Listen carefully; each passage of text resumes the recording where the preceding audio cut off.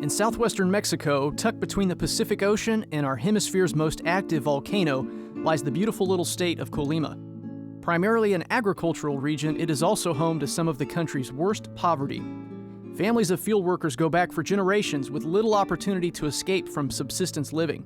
A rich culture and the traditions of ancestors live on, but many of the country villages are isolated from what we would consider basics, like stoves, refrigerators, electricity, running water, or even floors that are more than hard-packed dirt.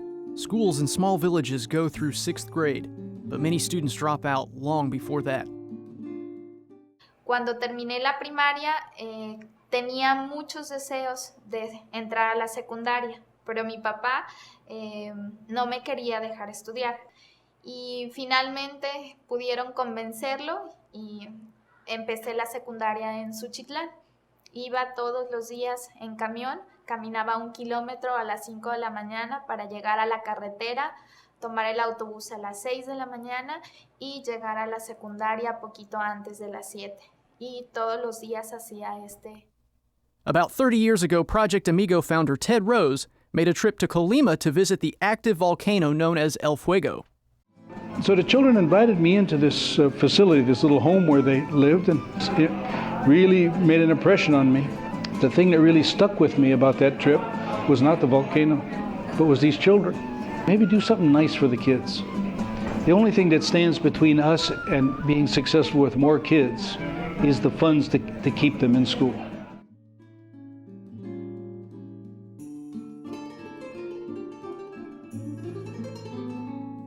In the earliest years, Project Amigo's activities were limited to providing clothing, gifts, and a visit to the ocean and museums to the poorest school children who saw only hardship at home. The Posada Fiesta, an annual activity which continues to this day, offers children a play-filled afternoon, including gifts of new clothing and shoes, conversations with Santa, piñatas, and the traditional pozole lunch.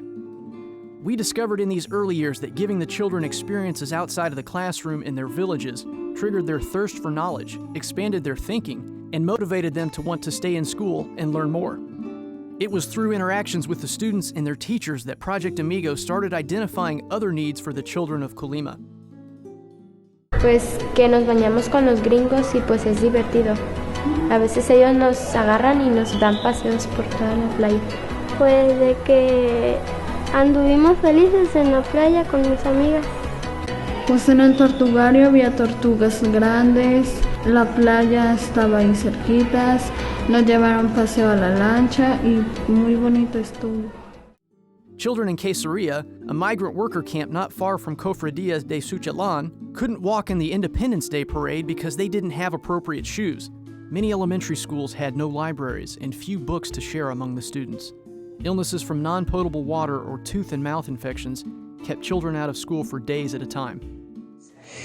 The kids that we've seen, and we've been watching Project Amigo for probably 12 years now, start as 4th graders. They take them all the way through college. It completely changes the lives of these children.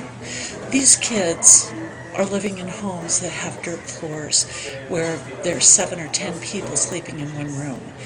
They're taking from that kind of environment and taking to a point where they're graduating from college and law school, and they're coming back, they're contributing to their communities, and they're taking care of their families.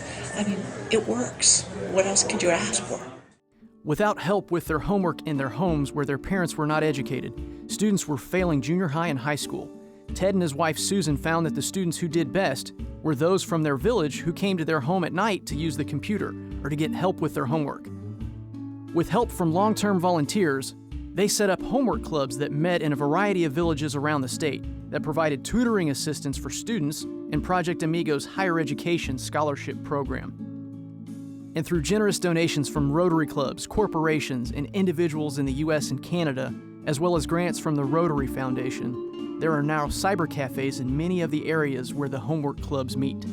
Project Amigo has developed programs to allow for participation of interested organizations and individuals to work with these students.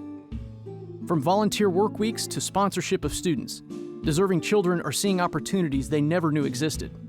Project Amigo now has a large group of students who have made their way through the University of Colima. Through sponsors who pay the tuition, books, and expenses to attend school, and the addition of Casa Amiga, which is a home in the city of Colima very near the university, owned and run by Project Amigo, young people can follow their dreams. O sea, yo desde un principio he tenido esas ganas de seguir adelante, de salir adelante, y para mi familia también yo siento que están muy orgullosos de mí. Mi mamá muchas veces me lo dice, de que está orgullosa, porque para ella quiere decir lo mejor para nosotros y ella me ve mucho futuro, y por eso yo sigo echándole muchas ganas para que ella todavía siga más orgullosa de mí, porque mi mamá, así mis papás, no estudiaron.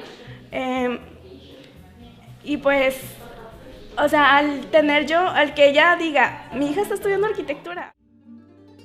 Project Amigo also reaches further into the community to provide dental services in areas where they are needed. From dental exams and treatment to the distribution of toothbrushes, toothbrushing education, and fluoride, the dental health of the area has greatly improved since the inception of these programs. Que nos apoyan, dándonos uniformes, ropa para poder vestir en la escuela. Proyecto Amigo me dio un apoyo para ir a una consulta al optometrista, oftalmólogo, para que me hiciera el estudio de mis ojos. Today, Project Amigo is expanding its outreach to address more and more problems in the migrant camps that are home to the workers who come to work in the sugarcane fields. From the beginnings in Quesaria, where the program brought in running water, built cooking and washing facilities, built a preschool and kindergarten for the children of migrant workers, and even provided the teachers. Today, the program is expanding to other migrant camps and small villages to support residents in such basics as food and clothing. De hecho, siempre he creído en un futuro, pero era muy distante, se veía muy lejano y casi imposible, ¿sí? Ya cuando nos llegó la ayuda de lo que es la beca de Proyecto Amigo, se fue acercando, ¿sí? Cada vez lo veíamos más cerca, hasta llegar al momento en el que estamos y decimos, soy un profesionista y gracias Proyecto Amigo. All of these programs and opportunities come with a cost. Project Amigo operates on donations and volunteers. Our staff is small and locally based. They support our programs at every level, from maintaining our lodging places and preparing meals for volunteers, to supporting the scholarship students through homework clubs and personal development programs. Our volunteers come from the US and Canada to participate in service weeks and provide valuable expertise and hands-on support. Para mí la beca de Proyecto Amigo me ha apoyado mucho, ya que yo no tengo papá, falleció cuando yo tenía 2 años de edad, y pues nada más tengo una mamá, y creo que sería para mí muy difícil continuar mis estudios sin el apoyo de la beca de Proyecto Amigo, porque me ha apoyado de una manera económicamente, con el apoyo de las personas, de los voluntarios que están con nosotros, que nos invitan a seguir luchando por lo que nosotros queremos, dándonos ánimo. For those students who were chosen as Project Amigo scholars or becarios, there is also a price. These young people are selected for scholarships based on need and based on their grade averages. They need a 9.0 out of 10 average to be selected and must maintain an 8.5 to stay in the program. As part of Project Amigo's effort to build strong citizens, the students learn that they are exemplary representatives of their communities, and they are required to give back their time and talents toward community service, both while they are involved with their studies and after they have graduated and moved into successful careers. We'd like you to meet a couple of our Project Amigo success stories, young people who are near and dear to our hearts and will also be to yours. I was born in Cofradía de Suchitlan. It's a village where poverty makes it impossible for most people to get an education or have the opportunity to complete their dreams. I'm the 6th child out of 7. I know from my own experience what it is to be hungry, to be cold for lack of clothing, and to have medical problems. I suffered from the effects of alcoholism, domestic violence, separation and isolation, and the lack of important basics to a child such as love and affection. I worked hard in high school. During those years, I met many Rotarians who came to Project Amigo and who encouraged me to continue to study. I was accepted at the University of Colima School of Law. I finished my studies at the law school in 2008. At 26, I got a job with the Secretary of Youth in the government of the state of Colima. On December 6, 2009, together with other Project Amigo University scholarship students, I helped run the successful campaign of a fellow Project Amigo scholar and law school graduate. When his term ended, I ran for the office and I won.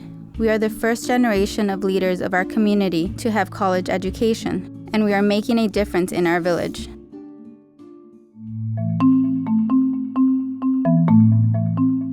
Soy la doctora María Concepción Fonseca González y trabajo en el Centro de Salud de Pandes. Yo tengo 27 años, conocí a Proyecto Amigo cuando tenía 8 años. La experiencia de Proyecto Amigo para mí ha sido muy grata. Recuerdo desde los inicios cuando en la primaria los empezábamos a ver y quiénes son estas personas, por qué vienen. Es difícil creer que las personas apoyan de manera desinteresada. En nuestro ambiente, en nuestro México, no se da. Siempre pensamos que apoyan y que quieren algo y que van a obligarnos a hacer algo después. Y a lo largo de mi experiencia con Proyecto Amigo, el hecho de que confirmamos que fue algo, realmente un servicio y que nos enseñan la cultura de servicio ha sido lo que yo mejor he aprendido de Proyecto Amigo, la cultura de servicio.